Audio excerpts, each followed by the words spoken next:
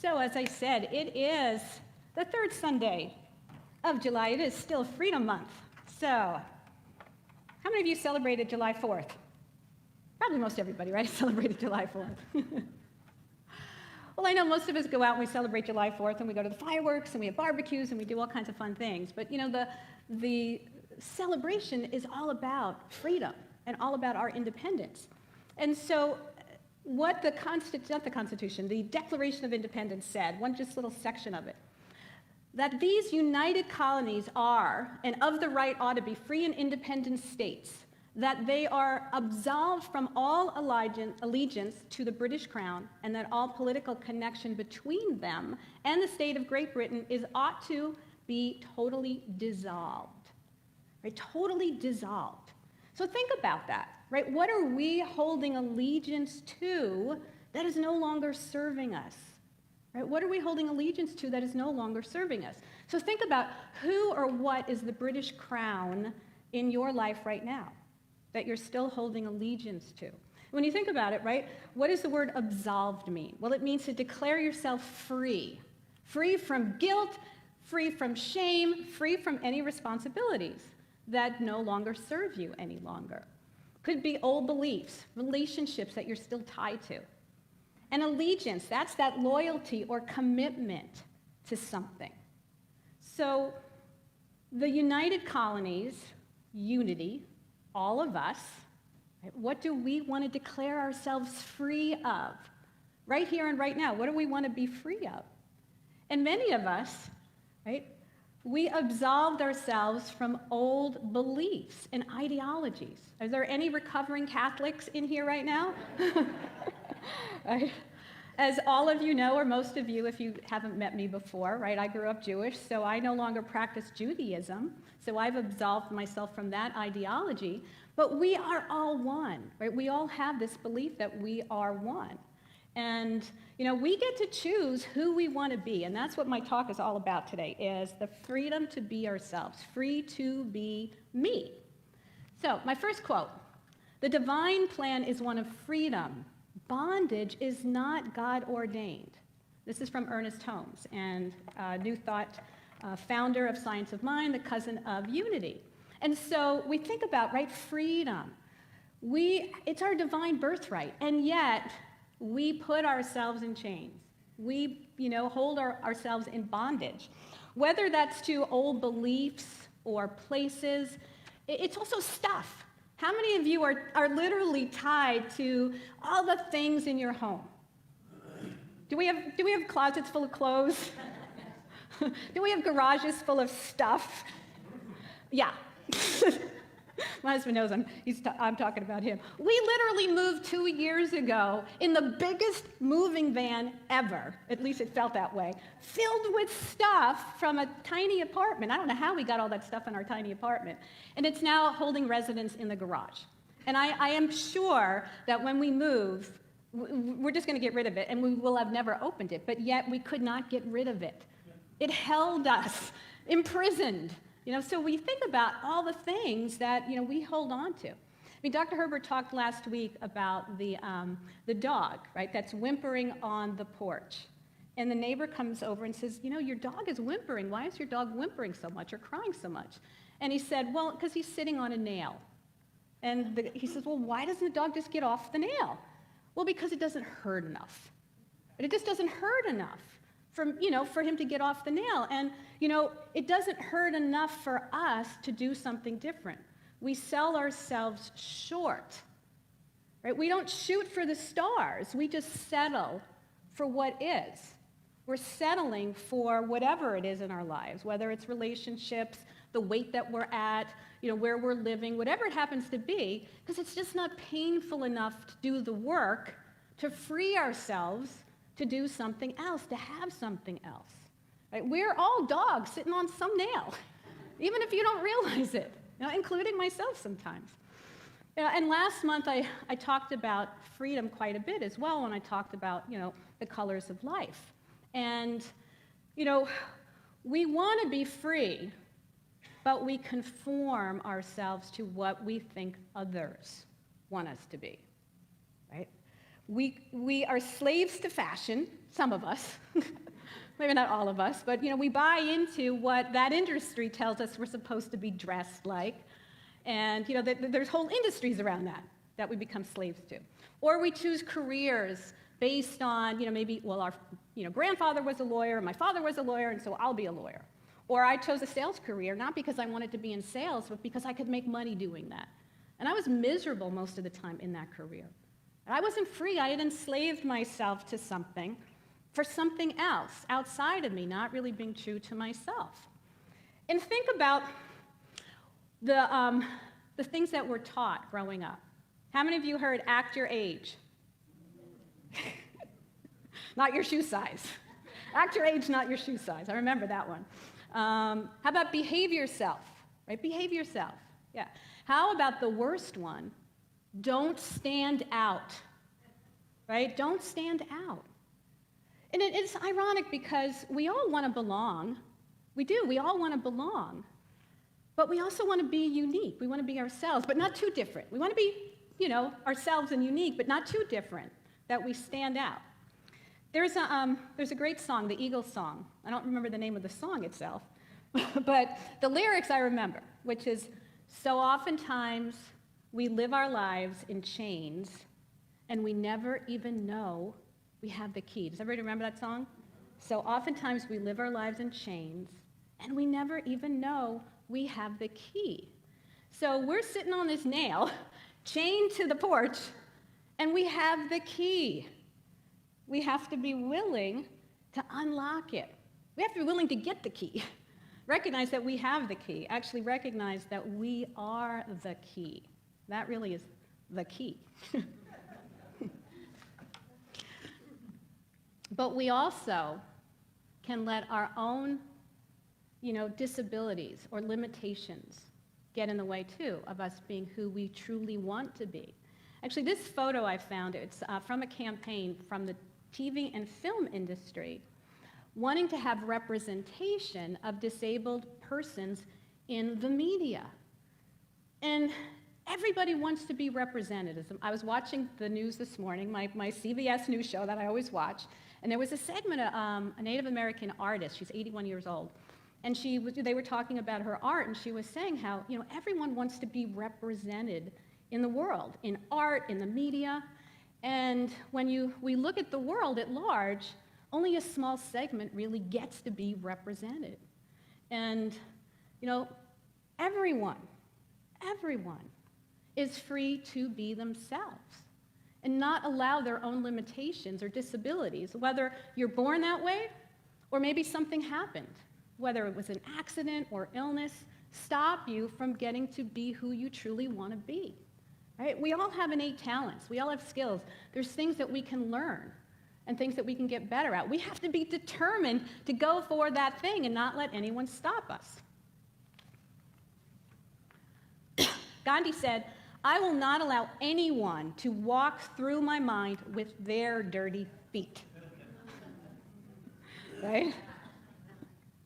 So our bodies shouldn't limit us in the world, neither should our minds or anybody else's minds about what is mine to do or what am I free to do. If we go back to the Declaration, we declared our freedom, like the colonies asserted in the Declaration about the King. He kept among us in times of peace, standing armies without the consent of the legislative. Think about that. Standing armies in times of peace.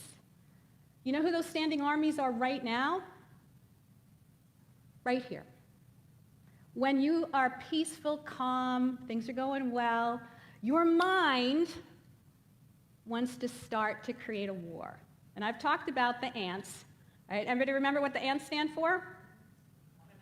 There we go. Automatic negative thoughts. Type that into the Facebook page there too. Right? Those armies are our minds, those ants, those things marching through our lives right now that are, not allowing us to be free. Those thoughts, whether it's your own thoughts or it's somebody else's thoughts that are telling you, well, you're not good enough. My daughter is my height, and she's drop-dead gorgeous, and I'm not just saying that because I'm her mom, but she was told she could not be a model because she's not 5'8", or however tall models are supposed to be. She's 5'4". And she was like, yeah, well, I'm going to rent a studio and a photographer, and I'm going to have some pictures taken, and I'm going to model. And she's in a magazine somewhere. I forgot what magazine it is. This a few years back. And you can find her on the internet in gorgeous pictures. She decided, I'm not going to let anyone tell me I can't do and be what I want to be. And we have to recognize that ourselves. Are we telling ourselves we're too old to do something? Are we too young to do something? Are we too short? Are we too, tall? Whatever it happens to be. We go through all of this, and it's very easy to allow those ants to imprison us, to take away our freedom. I did a workshop at the convention center on Thursday. I was invited, actually, I invited myself through a proposal to be one of the workshop facilitators for the Leadership Accelerator. And one of my workshops was selected. And I did 2 workshops back-to-back on the myth of work-life balance. This is my signature workshop. I developed it years and years and years ago, and I've been doing workshops for, 10, 15 years. But right before this workshop, those ants kept coming, telling me, oh my God, you're not smart enough, you're not good enough, no one's gonna like it. Who are you to be in front of all these incredible women leaders? And I was like, whoa, where is this coming from? Where is this coming from, this self-doubt? And, the workshops went great. I was sitting at lunch, and I happened to sit next to a gentleman who leaned over to me, and he said, the buzz is that your workshops rocked. Because I was hearing all kinds of people talking. And I was like, oh, thank God. But it's like, why do we do that to ourselves? Why do we let the ants get in the way of us recognizing who we truly are? And the reality is, right, we're never going to be everything to everyone. Not everyone's going to like us. Right? Not everyone's going to like us, and that's okay. Not everyone, is going to agree with us. We have to be ourselves, and that's where, what we're here to do. We have to be true to ourselves. Now, I love this quote by Oscar Wilde. Be yourself, because everyone else is taken. And no 2 people are exactly alike, not even identical twins.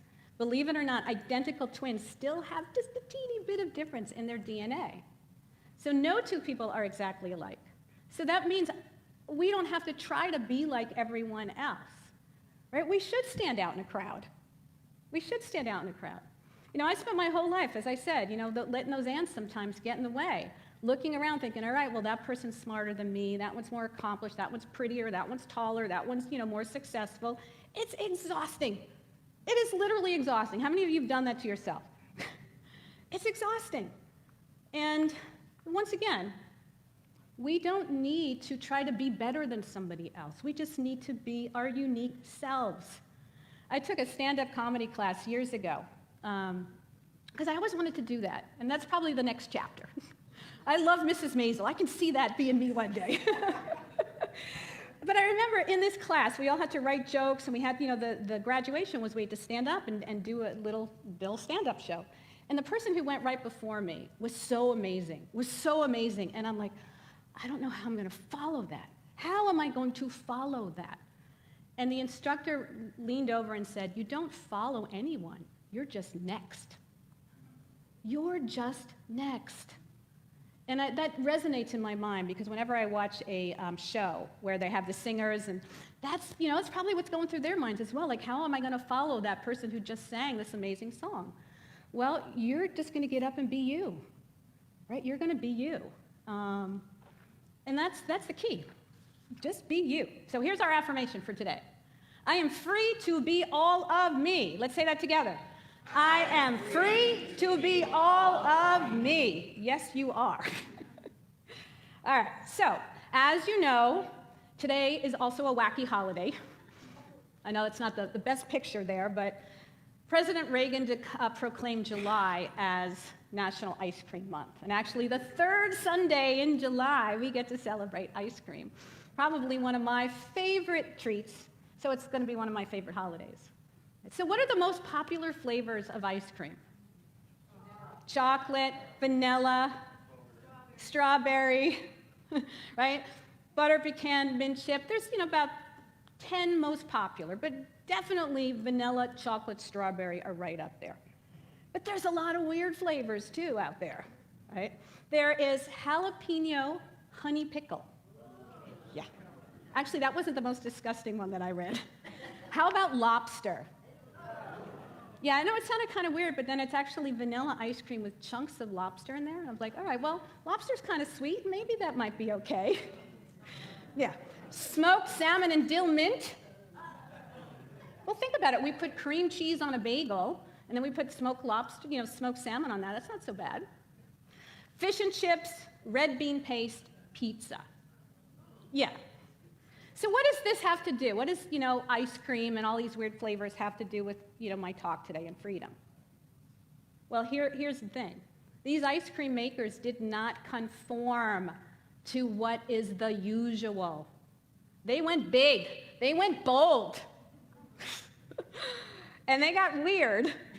And some of them did go to the graveyard, but not to die, to be celebrated. So I'm going to show just a short little clip here. This is from, hopefully it'll play. We'll see, right? Maybe Chris needs to click on it for me. From Ben & Jerry's graveyard, where they celebrate. And if it doesn't play, that's fine. Huh? It won't play. Well, you can find it on YouTube.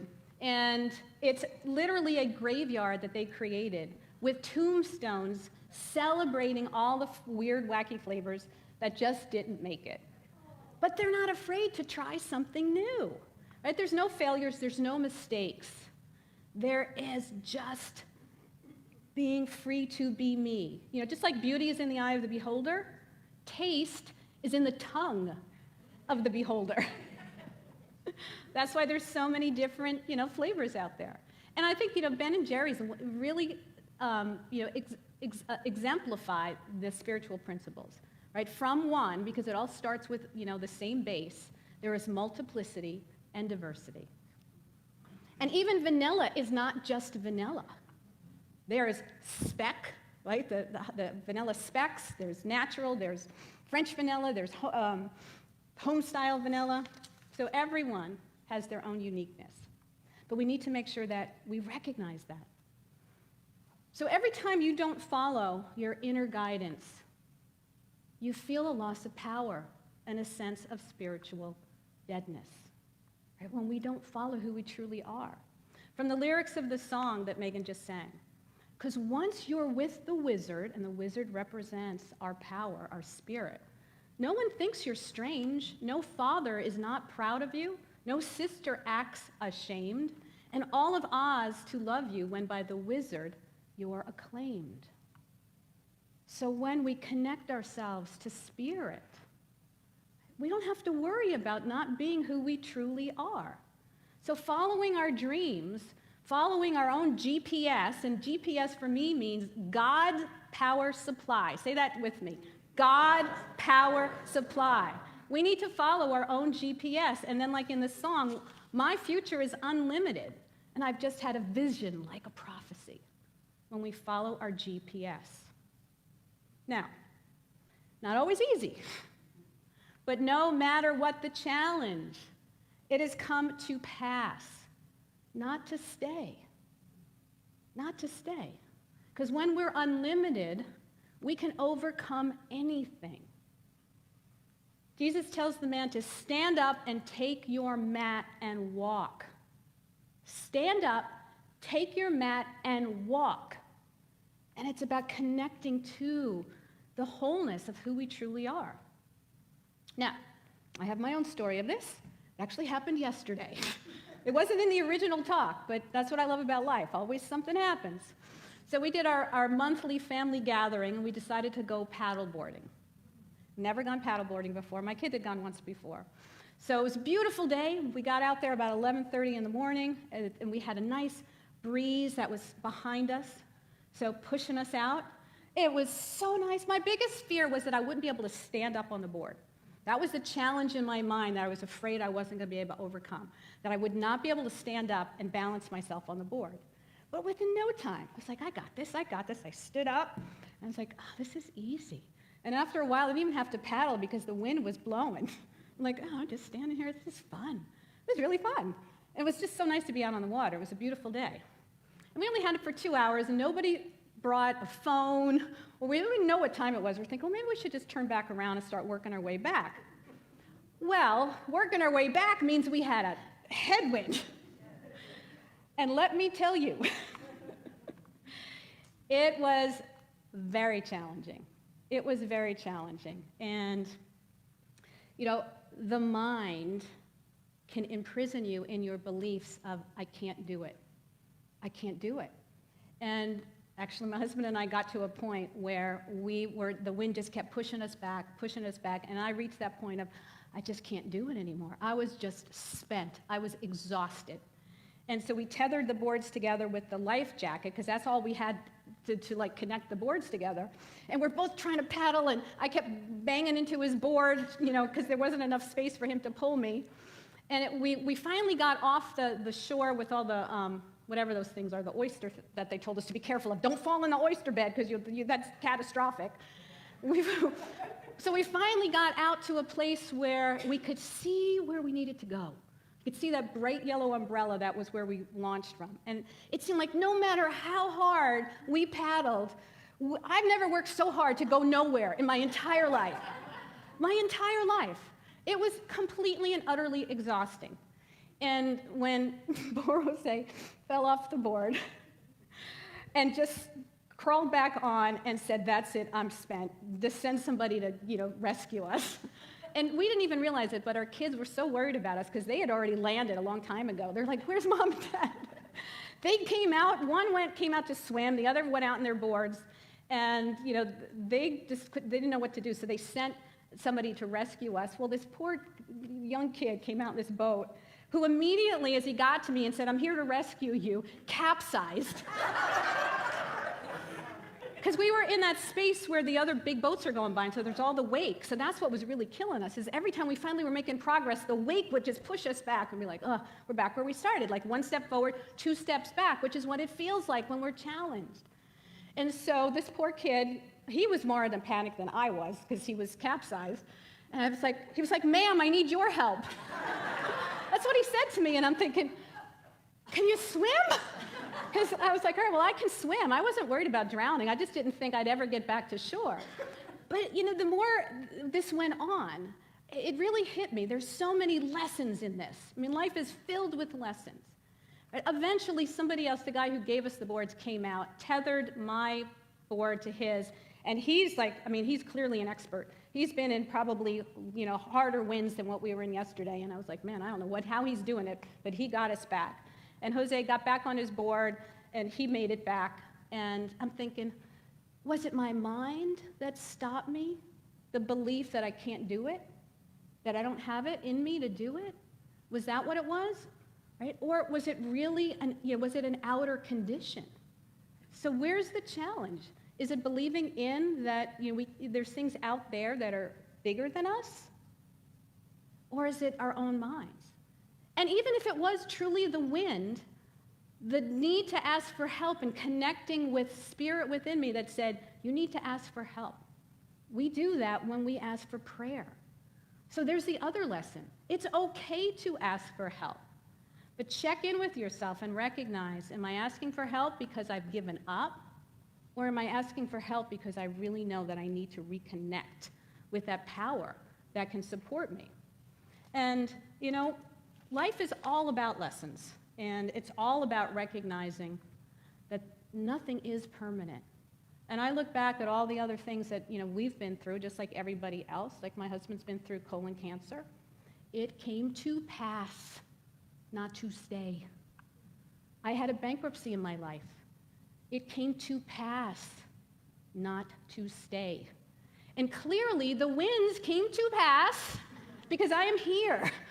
I am still not on that paddleboard in the middle of wherever we were in Wrightsville Beach area. So, let me read you a passage here from Eric Butterworth's The Flow of Life, a Unity minister. He said, "Stand tall as you affirm. I meet this circumstance in complete confidence that he who is in me is greater than he who is in the world. I do not deny its reality, but I deny its permanence. I know that this too shall pass away.